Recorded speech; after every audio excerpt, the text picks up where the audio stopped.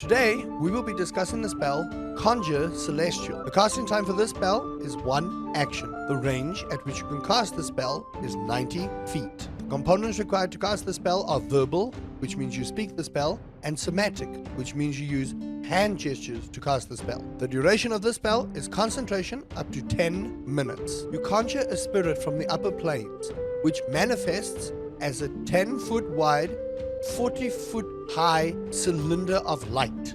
For each creature caught within the 10-foot radius of this light, you choose one of the following light effects. Healing Light. The creature regains HP equal to 4d12 plus your spell casting ability modifier. Searing Light. The target must make a dexterity saving throw, taking 6d12 radiant damage and half of that on a successful save. Bright light fills the cylinder, and when you move, you can choose to move the cylinder up to 30 feet as well.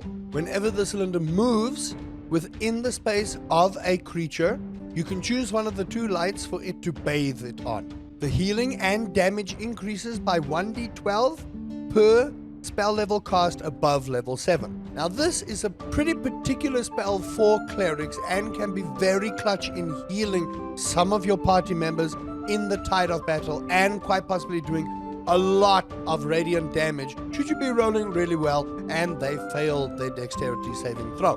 Now this is a very high level of spell, so not very much used, but could come in clutch, especially if you're fighting creatures of the undead type, vampires, who are susceptible to light and radiant damage depending on how your dungeon master wants to do it.